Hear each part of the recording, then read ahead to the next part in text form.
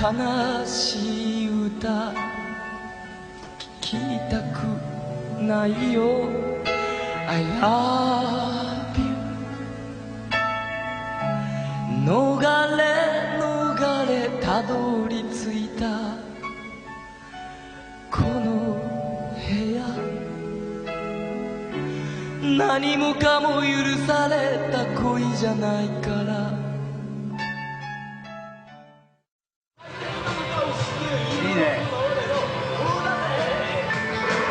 本当にかっこよかったからね。これは横浜アリーナの復活。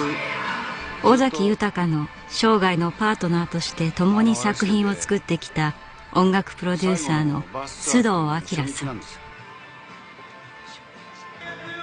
須藤さんが初めて出会ったのは高校2年生の尾崎豊だった。オーディションに現れた16歳の尾崎少年の肉声が残されている。最近文化祭が僕の学校であったんですけれども、実は、ちょっとした喧嘩をして1週間停学になりまして、それで今年だけならまだいいんですけれども、去年はオートバイで交通事故を起こしまして、去年も文化祭に出れなかったというね、非常に学校や社会のありように苛立ちを募らせる等身大の高校2年生。ただ瞳のきれいな傷つきやすそうな眼差しが印象的だったという。自分の作ったオリジナル曲でレコード会社のオーディションを受けた時の音源が残されている。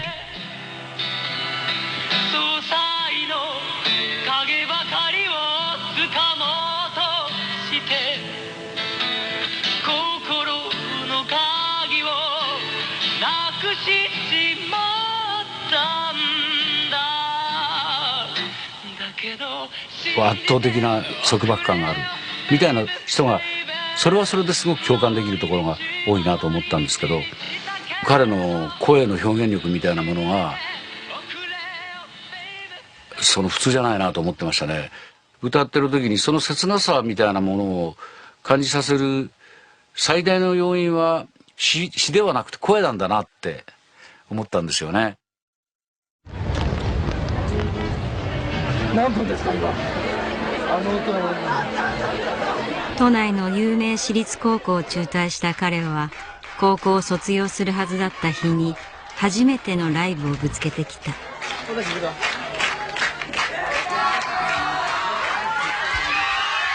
時代はバブル経済に向かい、そして校内暴力が吹き荒れていた頃、彼は観客を挑発し煽った。自由じゃなけりゃ意味がねえんだよ。お前ら本当に自由か。腐った街で埋もれてくなよ。俺たちが何とかしなけりゃよ、何にもなんねえんだよ。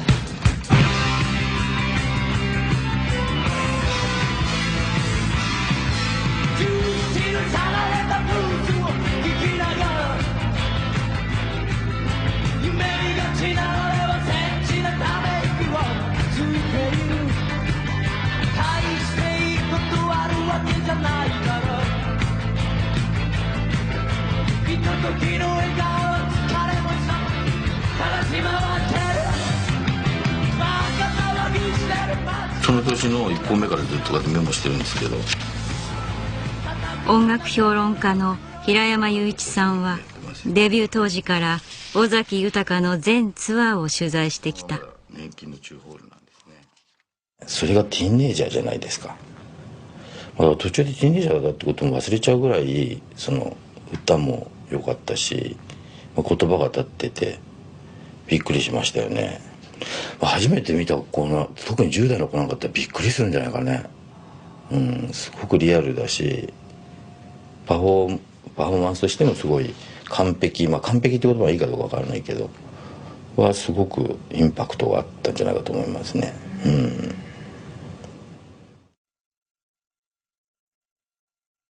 その年の夏に開催された反核を訴える音楽イベント。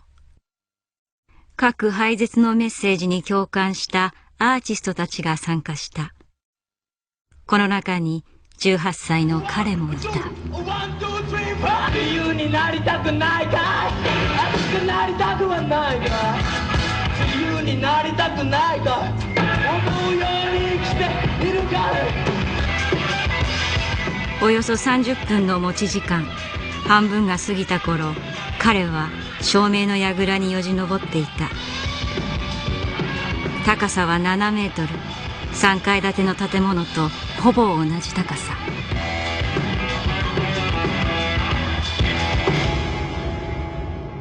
飛び降りた。この時、同じステージに出演した歌手の加藤登紀子さん。以来、加藤さんにとって彼は気になる存在になった。大騒ぎでね、バックが救急車って大騒ぎになって、で救急車もスタンバイしてるんだけどまだ歌い続けていて、衝撃的ですね。私の心の中では爆発的な瞬間として残りましたよね。結構80年代に入ってから音楽が全部すごく緩いっていうか、ちょっとなんか商業臭くなってきたっていうかね、メッセージソングなんて歌うやつはもういないよみたいな、そういうそのメローなっていうか、なんかポップスみたいな感じになってきた時代ですよね。だからその中で彼が突然こういう歌だったんで、私もすごく嬉しくて。でも転んだ後歌ってましたからね。それはちょっと凄まじかったですね。後で骨折したって聞いて、多分失神するぐらい痛いじゃないですか、骨折って。すっごいこうのたうち回りながら歌ってたけど、なんかそれをすごく突き詰めていくと、そこまで思わなくてもいいのになとか、その集まってる期待に応えなくてもいいんじゃないかとも思うけど、聴いてる人が自分の心の扉を開けてくれるんであれば何でもしましょうっていうところにいたんじゃないかな。ものすごいでも切迫してるよね。彼が亡くなって20年目の今年、尾崎豊の存在を改めて見つめ直そうと、プロデューサーの須藤さんは生前彼が書き残した膨大な資料を初めて公開した。14歳から亡くなる直前の26歳まで、生涯書き綴ったノートは60冊を超える。9年間の音楽人生で尾崎豊が残した曲は全部で71曲。そのすべての詩とメロディーを一人で書き上げた。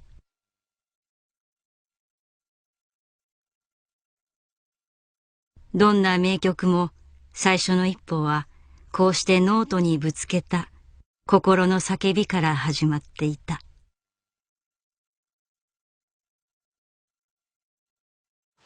これが一番最初に彼が制作ノートと言われるようなものを書き始めた一番最初のノートです。1980年の2月25日。14歳ですか。空を見ている僕らはいつも街の中です。夢を描いた雲たちを追いかけています。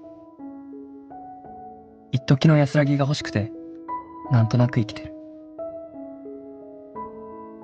一粒の涙が流れてた。悲しいと泣き出したら笑われそうなほど年だけ大人になっている。気づかずに気づかぬ間に優しさに溶けない優しさに僕らはなってください。愛を告げたいとき、僕らは愛する人のために歌を奏でている。胸に抱いた優しさで恋という気まぐれと気づかず心揺らしていた。別れ際涙流して寂しさはいつものことと一人つぶやくなんてバカな大人になっていた。気づかぬ間に寂しさに負けない強さになってください。1980年2月25日。